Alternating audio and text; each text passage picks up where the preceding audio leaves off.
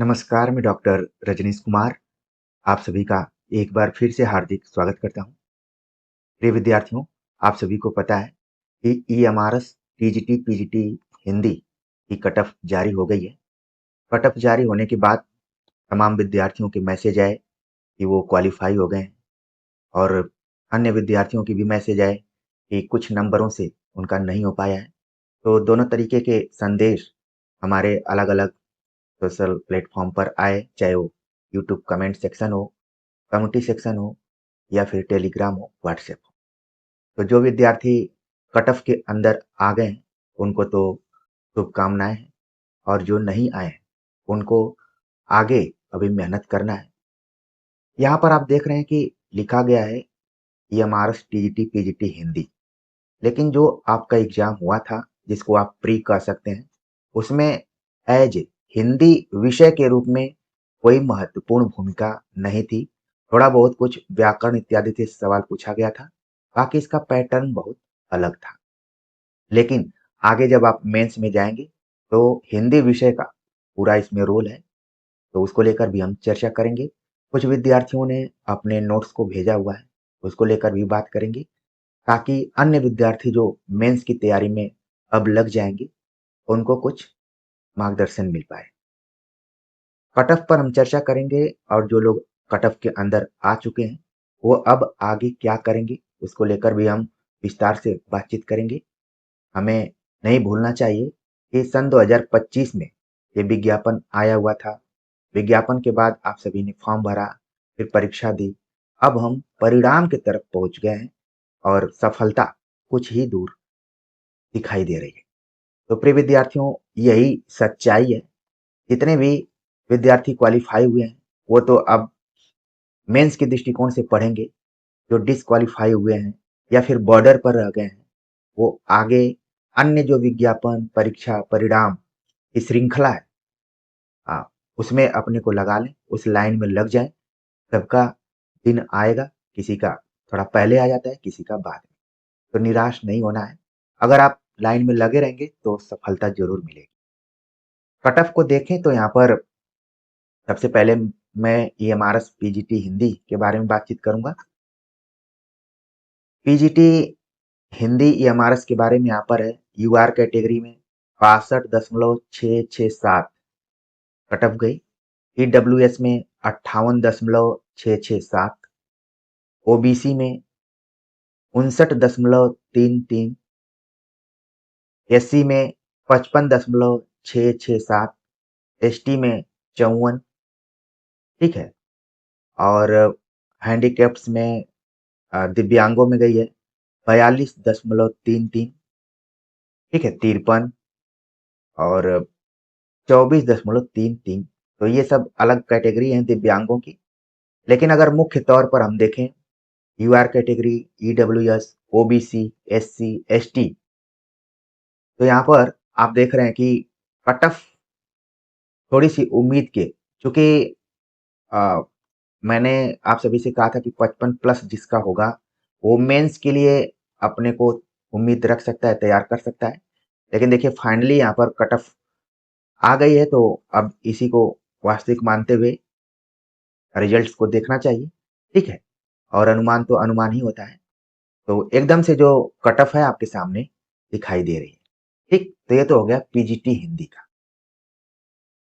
PGT Hindi के बारे में बात करें तो एक नंबर ज्यादा ही आप देख रहे हैं कि पीजीटी से है। यूआर में 63.33, ईडब्ल्यूएस में 55.667, ओबीसी में 57.33, एससी में 54.667, एसटी में 52। अन्य जो दिव्यांग कैटेगरी है उसमें 39.667, ठीक है, 18, 47, 46.33। मेन कैटेगरीज की बात करें तो यूआर में 63, ईडब्ल्यूएस में 55। इसमें देखिए पॉइंट वाइज भी दिया गया है, कुछ विद्यार्थियों के पॉइंट से भी हो सकता है कि उनका नहीं हुआ, डिस्क्वालीफाई हो गए हो, ठीक। तो ये कट ऑफ रही आज, जिसको लेकर आप सभी बहुत दिनों से इंतजार कर रहे थे कि आखिरकार क्या होगा। तो वो दिन भी पूरा हो गया, ठीक। अब मान लीजिए आप मेंस के लिए अपना मन बना रहे हैं, तो क्या पैटर्न है, इसको लेकर मैंने पहले भी चर्चा की है और मेरा एक मन नहीं माना कि पता नहीं जो नए विद्यार्थी हैं, जो एक तरीके से मेंस सही में क्वालीफाई हो गए हैं, उनके लिए भी बताना चाहिए। क्योंकि आज का दौर है कि जितना ज़रूरी है उतना ही लेना है। लेकिन एज़ ए टीचर हम चीज़ों को बहुत पहले से ही आपके सामने रखते हैं ताकि आप थोड़ी मानसिक रूप से तैयारी शुरू कर दें और आपको अचानक बर्डन ना आए, भार ना आए। तो हमने तो पहले भी पैटर्न को लेकर चर्चा की थी, आपने वीडियो देखा भी होगा। 40 क्वेश्चन ऑब्जेक्टिव होंगे, 15 क्वेश्चन वर्णनात्मक होंगे, यानी कि आपको लिखना पड़ेगा, ठीक है? 40 क्वेश्चन जो ऑब्जेक्टिव होंगे वो एक-एक नंबर के होंगे, यानी कि 40 नंबर के और 15 क्वेश्चन जो डिस्क्रिप्टिव होंगे वो आप देख रहे हैं कि 60 नंबर के होंगे, यानी कि एक क्वेश्चन 4 नंबर का होगा। टोटल जब आप एग्जाम देने जाएंगे तो 55 क्वेश्चन की सीरीज आपके सामने रहेगी, ठीक है? और ये 3 घंटे में आपको एग्जाम देना पड़ेगा। जहां तक विद्यार्थियों ने कमेंट किया कि क्या जो ऑब्जेक्टिव यहाँ पर क्वेश्चन है इसमें माइनस मार्किंग है, इसमें भी प्री की तरह ही माइनस मार्किंग, इस चीज को ध्यान में रखना है। और वर्णनात्मक में माइनस मार्किंग का कोई रोल नहीं होता है, लेकिन आपकी लिखावट या फिर मात्रात्मक त्रुटियों से ऑलरेडी इसमें माइनस मार्किंग जुड़ा हुआ है। और आपका प्रेजेंटेशन किस तरीके से है, प्रस्तुति कैसी है, ये सारी चीजें निर्धारित करती हैं। तो 4 में कितने नंबर मिलेंगे, ठीक है? किसी को 1 मिल जाएंगे, किसी को 3 मिल जाएंगे, ऐसा भी हो सकता है।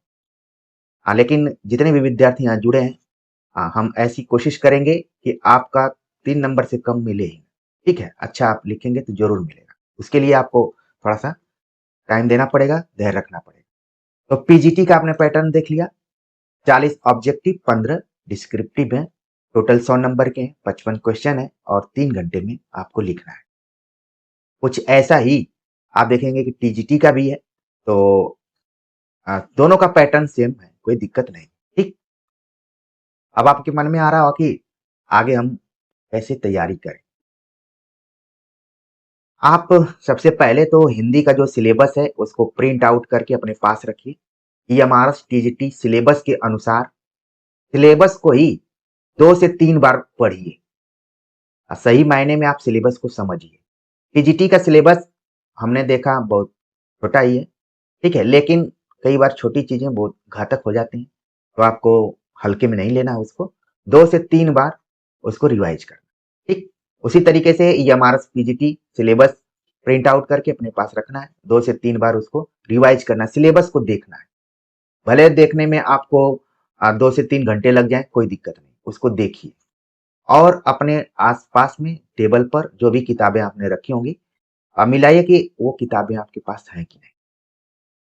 मैं उन मूल किताबों की बात कर रहा हूँ, मैं किसी नोट्स के बारे में नहीं बात कर रहा हूँ। जिन मूल किताबों की चर्चा हम बराबर करते हैं कि आपके पास आचार्य रामचंद्र शुक्ल, बच्चन सिंह, रामस्वरूप चतुर्वेदी, ठीक है? विश्वनाथ त्रिपाठी और वासुदेव नंदन प्रसाद की बुक आपके पास टेबल पर होनी ही चाहिए, ठीक है?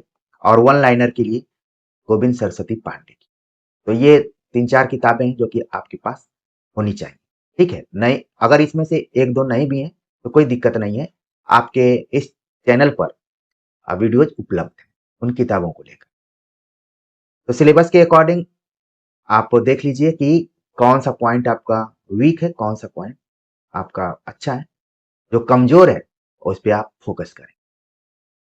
जैसा कि मैंने बताया कि 40 एमसीक्यू सवाल पूछे जाएँगे, तो इसको लेकर आपको बहुत टेंशन में नहीं आना है, तनाव में नहीं आना है। आपको क्या करना है, पीवाईक्यू हल करना है। पिछले साल के पीवाईक्यू, जैसे कि यूपी टीजीटी में सवाल जो पूछे गए हैं, संस्कृत के पोर्शन को छोड़कर, संस्कृत इसमें नहीं है, लेकिन हिंदी का जो भी पोर्शन है, चाहे वो हिंदी साहित्य का इतिहास से हो, हिंदी भाषा से हो या फिर हिंदी व्याकरण से हो। टीजीटी में क्या सवाल पूछे गए, पीजीटी में पूछे गए, जीआईसी, एलटी, आरपीएससी ग्रेड में जो भी सवाल पूछे गए, तो अपने सिलेबस के अकॉर्डिंग उसको आप देखिए, ठीक है? यही आपको 40 क्वेश्चन में मदद करेगा। और थोड़ा और मेहनत करना चाहते हैं, तो यूजीसी नेट का आप देखेंगे, पहले सेकेंड पेपर आता था एक, ना? सेकेंड पेपर हुआ करता था और बाद में तो सेकेंड और थर्ड दोनों ऑब्जेक्टिव हो गए। तो कम से कम 2010 से लेकर 2016 इत्यादि तक जो पेपर यूजीसी नेट का हुआ था, उसको आप हल कर सकते हैं। उसमें उसी लेवल के सवाल पूछे गए थे जैसा कि हम उम्मीद कर सकते हैं कि 40 क्वेश्चन आएंगे। तो इसको भी आप देख सकते हैं, वेबसाइट पर आपको मिल जाएगा कहीं ना कहीं पेपर। और हमने एक सीरीज चलाई हुई थी हिंदी के 75 प्रश्न, हिंदी के 75 क्वेश्चन, और उसका उपयोग आप कर सकते हैं। जब पहली बार आपका ईएमआरएस एग्जाम हुआ था, तो उसमें हिंदी मेन सब्जेक्ट के रूप में था, मतलब उसमें तो जो पहला एग्जाम हुआ था उसी में हिंदी था। तो वहां से भी आप मदद ले सकते हैं। मैं सब कुछ ईएमआरएस प्लेलिस्ट में लगा दिया हूँ, आपको वहां देखना है। क्योंकि हमने ये महसूस किया है कि तमाम ऐसे विद्यार्थी हैं जो बहुत घबरा से जाते हैं, इधर उधर नहीं देखते। उनको लगता है कि कोई चीज एकदम से उनके सामने रख दी जाए तभी वो पढ़ेंगे। तो इस प्रतिज्ञा से थोड़ी सी दिक्कत हो सकती है, आपको थोड़ा दाएं बाएं करना पड़ेगा। वरना आप अगर कहीं और पेड कोर्स इत्यादि करना चाहते हैं तो कर सकते हैं, कोई प्रॉब्लम नहीं। वहां भी आपको मेहनत ही करना पड़ेगा। प्रिय विद्यार्थियों, पैसे से बहुत चीजें खरीदी जा सकती हैं, लेकिन कुछ ऐसी चीजें हैं जिनके वजह से बहुत सारे लोगों ने अभी तक फील किया होगा कि वो चाह के भी नहीं खरीद। तो पढ़ाई के लिए आपको पैशन की जरूरत है, मेहनत सीटिंग की जरूरत है, और कोई अगर आपको बता रहा है तो उसके अकॉर्डिंग भी चलने की जरूरत है। और दाएं बाएं जरूर देखिए। तो पीवाईक्यू को लेकर आपके दिमाग में सारी चीजें एकदम से बैठ गई होंगी कि भाई वो सारी किताबें आपके पास मौजूद है। शुरू में अगर, चूंकि यहाँ पर इतने तरीके के बच्चे जुड़े हुए हैं कि केवल ईएमआरएस की ही तैयारी नहीं कर रहे हैं। अब वो UP TGT, PGT, GIC, LT सबकी तैयारी में लगे होंगे, कहीं ना कहीं लगे होंगे। ईएमआरएस उनके लिए एक वैकल्पिक व्यवस्था फॉर्म हो सकता है, वैकल्पिक परीक्षा हो सकती है। ठीक है, तो किताबें आपके पास होंगी। अब महत्वपूर्ण और किताब है आचार्य रामचंद्र शुक्ल वस्तुनिष्ठ संकलन, जो किताब खुद द्वारा लिखी गई है, मेरे द्वारा लिखी गई है। इसको आप ले सकते हैं। ठीक है, तमाम विद्यार्थियों के पास होगी भी, और अमेजन पे ये बुक आपको मिल जाएगी। बच्चन सिंह प्रैक्टिस सेट हमने करवाया हुआ है। बच्चन सिंह की दृष्टि में साहित्य इतिहास ऐसे करके है, मैं जोड़ दूंगा, आप देख लीजिएगा वहां पर। चतुर्वेदी जी के भी इतिहास ग्रंथ पर मैंने प्रैक्टिस सेट करवाया, तो ये सब पर्याप्त है। हिंदी व्याकरण में फार्मूला को बिल्कुल आपको क्लियर करके रखना है, और हिंदी व्याकरण कैसे पढ़ना है, की पॉइंट्स को कैसे पढ़ना है। वासुदेव नंदन की किताब को मैंने पूरा पढ़ाया हुआ है, वो भी आपने वीडियो देखा होगा या फिर प्लेलिस्ट में वो वीडियो पड़ी हुई। ठीक है, one liner book Govind Saraswati Pandey, प्रतिदिन जब तक आप मेंस की तैयारी में लगे हुए हैं पढ़ते रहिए। किस चीज के लिए बता रहा हूं मैं, सब चीजें बता रहा हूं 40 क्वेश्चन के लिए। ये जितना मटेरियल मैंने बताया है ये सब 40 क्वेश्चन के लिए बताया है। और प्रिय विद्यार्थियों, हमें उम्मीद है कि अगर आप अच्छे से तैयारी करेंगे तो 30 नंबर तो आपके इसमें आ जाएंगे। 10 क्वेश्चन मैं मानकर चलता हूं कि कठिन हो सकते हैं और या फिर माइनस में चले जाएंगे। 30 नंबर का टारगेट रखिए यहाँ पर। अब आपको एकदम से चयनित होने के लिए 30 नंबर रखना है। ठीक है, अब आगे बात करते हैं कि डिस्क्रिप्टिव क्वेश्चंस के लिए क्या करना पड़ेगा, जिनको कि हम वर्णनात्मक प्रश्नों के लिए 15 प्रश्नों की चर्चा किए थे, जो कि 60 नंबर के होंगे, यानी कि एक क्वेश्चन आपका 4 नंबर का होगा। इसके लिए आपको क्या करना है, आपकी परीक्षा के दृष्टिकोण से हमने थंबनेल पर UP, LT, GIC, GDC mains Hindi स्वलिखित प्रश्नों की सीरीज लगाकर चलाई हुई है। ठीक है, और उसमें लगभग, जब मैं आप सभी से चर्चा कर रहा हूं तो 66 क्वेश्चन के बारे में हमने चर्चा की है। और ये 66 क्वेश्चन तो क्वेश्चन के रूप में है, लेकिन अगर आप सही मायने में इनको ध्यान से देखेंगे, अपने सिलेबस के मुताबिक देखेंगे, तो आपको लगेगा कि इसका हम दूना कर सकते हैं। लगभग 120 क्वेश्चन के बराबर है। आपको कितने क्वेश्चन चाहिए, आपको चाहिए क्वेश्चन 15, और ये सभी क्वेश्चन एकदम सिलेबस के अकॉर्डिंग, एकदम सिलेबस, न दाएं न बाएं। लेकिन आपको वक्त देकर थोड़ा सा उसको पढ़ना पड़ेगा, देखना पड़ेगा, फिर लिखना पड़ेगा। ठीक है, तो चीजों को आप समझ पा रहे होंगे। इस सीरीज से आप जुड़ जाइए। ठीक है, जब मैं मेंस की तैयारी करा रहा था, आप सभी उस समय प्री की तैयारी कर रहे थे, हमें इस चीज की जानकारी थी कि जब जैसे ही आपके प्री का रिजल्ट आएगा, आप तुरंत बोलेंगे कि सर मेंस की तैयारी कीजिए। और हम कोई मशीन नहीं है कि आप बोल देंगे और हम तुरंत पढ़ाने लगेंगे। हम किस चीज के लिए यहाँ पर हैं? दूरदर्शिता के लिए। हमें मालूम था कि आप प्री की तैयारी अपने आप भी कर सकते हैं। थोड़ा सा भी कोई बता देगा तो भी कर सकते हैं। मेंस के लिए आपको जरूरत है, और उस जरूरत को ध्यान में रखते हुए अब मुझे याद है कि 2 से 3 महीने पहले से ही हम इस सीरीज को चला रहे हैं। ठीक है, और धीरे धीरे धीरे यहाँ तक पहुंचे हैं। हमारा टारगेट है 100 का। जैसे ही रिजल्ट आया हुआ है, आपकी तरह हमारे अंदर भी एक एनर्जी आई हुई है। ये 100 क्वेश्चन कब पूरे हो जाएंगे पता भी नहीं चलेगा, और सब कुछ अच्छा रहेगा तो आपके पास एक सॉलिड मटेरियल भी उपलब्ध हो सकता है। ठीक है, तो एक क्वेश्चन 4 नंबर का रहेगा। 75 से 100 शब्दों की सीमा में आप लिख सकते हैं।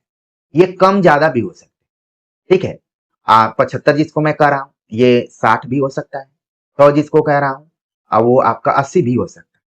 तो कोशिश कीजिए कि 60 से 80 शब्दों में या 75 से 100 शब्दों में अपने उत्तर को लिखें, और उसमें ध्यान क्या रखें? टाइम मैनेजमेंट, क्योंकि 3 घंटे में आपको एग्जाम देना है। ठीक, तो सीरीज आप निश्चित तौर पर देखेंगे, बिना किसी भटकाव के, बिना किसी द्वंद के आप सीरीज को फॉलो करेंगे। हमने उसको बड़े ही विधिवत तरीके से बनाया हुआ है, जिसमें साहित्य, इतिहास, दर्शन, काल विभाजन, नामकरण, कालखंडगत विशेषताएं, प्रमुख रचनाकार, ठीक है, हिंदी का गद्य साहित्य से संबंधित जो प्रमुख विधाएं, उनको लेकर, अन्य गद्य विधाओं को लेकर हमने चर्चा की हुई है। व्याकरण के पोर्शन भी है, भाषा विज्ञान के भी पोर्शन है। तो एक विद्यार्थी को जो जरूरी चीजें हैं वो सारी चीजें आपको इस प्लेलिस्ट में मिल जाएंगी। आप निश्चिंत तरीके से उसको देखकर तैयारी कर सकते हैं। अपने से भी आपको पढ़ना है। हिंदी साहित्य का सरल इतिहास, विश्वनाथ त्रिपाठी। भले आप पहले ऑब्जेक्टिव के लिए पढ़ते रहे होंगे, लेकिन यह किताब सब्जेक्टिव के दृष्टिकोण से भी बहुत महत्वपूर्ण है। हर कालखंड को एक दिन में बैठ के पढ़ जाइए आप। 4 कालखंड है, मान लीजिए कि समय लगना चाहिए 4 दिन, लेकिन आप 7 दिन इसको लेकर चलिए। ठीक है, 7 दिन में इस किताब को पूरा खत्म कर दीजिए, पूरा। हाँ, खत्म करने का मतलब ये नहीं है कि जल्दी जल्दी जल्दी पेज पलट दिए। एक एक कालखंड को बढ़िया से समझिए कि कब क्या टर्निंग पॉइंट आया हुआ है। ठीक है, और कहां से सवाल बन सकते हैं ये आपको अपने हिसाब से देखना है। सवाल कहां से कैसे बन सकते हैं हमने लिखित सीरीज में बताया हुआ है, सब बता दिया है। और यही नहीं, आप सभी के एग्जाम के दृष्टिकोण से हमने मॉडल पेपर की भी शुरुआत की हुई है। अब तक 2 मॉडल पेपर के बारे में हमने चर्चा की है। उसमें 40 क्वेश्चन है और फिर 15 डिस्क्रिप्टिव क्वेश्चन भी है। तो उनके हिसाब से आप अपनी तैयारी कर सकते हैं। ठीक है, यदि आप कोई कोचिंग ज्वाइन करना चाहते हैं, पेड क्लासेज लेना चाहते हैं, वो आपके ऊपर है, लेकिन वहां पर भी आपको करना पड़ेगा। ये नहीं है कि आप किसी दुकान पर गए हैं, आपने ऑर्डर दिया कि भाई 2 लौंग लत्ता दीजिए, तो आपको पैसा आप दिए और लौंग लत्ता मिल गया, तो खाना पड़ेगा आप ही को। वैसे ही आपने पैसा दिया है तो ऐसा नहीं है कि आपका मतलब चयन हो जाएगा, नहीं, उसमें भी आपको मेहनत करना पड़ेगा। ये सारी चीजें आप जानते हैं, लेकिन जामवंत की तरह आपके अंदर से उसको निकालना पड़ता है, कुरेदना पड़ता है कि नहीं भाई, पर्दा खोलिए। ठीक है, क्योंकि कई विद्यार्थी हमको कॉल करते हैं, मैसेज भी करते हैं, तो कुछ से बात हो जाती है। एक विद्यार्थी ने कहा कि अगर मान लीजिए आप परीक्षार्थी रहते तो क्या करते?